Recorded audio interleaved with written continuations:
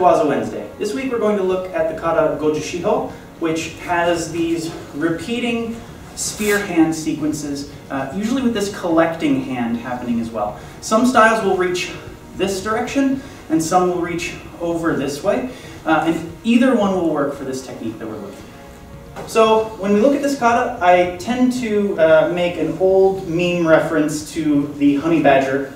Now watch this. Look, a snake's up in the tree. Honey badger don't care. Honey badger don't give a it just takes what it wants. Since the kata doesn't care what the attacker is really doing. So if he throws this hand punch and I parry it down, I go to strike into his neck. If he throws the other hand punch, I parry it down and I strike into his neck. It really doesn't make a difference which one he's throwing.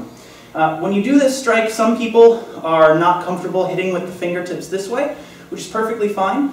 You can use boshiken, which is striking with the knuckle of the thumb. And I do that if he throws this punch here. I tend to throw this right in to the sternocleidomastoid muscle right here next to the throat. There's a lot of different targets in here if you're into Kyusho, and it gives you the opportunity to grab their neck as well. The nice thing about this sequence is because it has this collecting arm motion, it actually deals with any time they block that strike. So if he throws that punch, I parry it down and I go to strike, but he blocks this, so I can't. If my kata reaches over, I check it down and strike again. If, from this same position, my kata reaches under, then the same thing happens. It doesn't actually change the technique, it's just a matter of whether I collect from underneath or go over the top.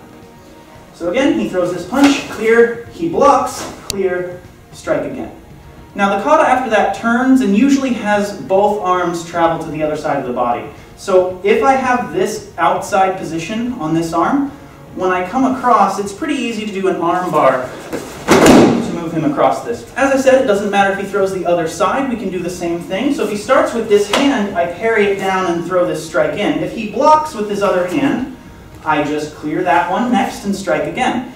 Now if I do that same turn, I don't have his arm with this side anymore. I do have his head though. So I'm going to come to his head, push it to the side as I step around so that I can control him to the ground this way.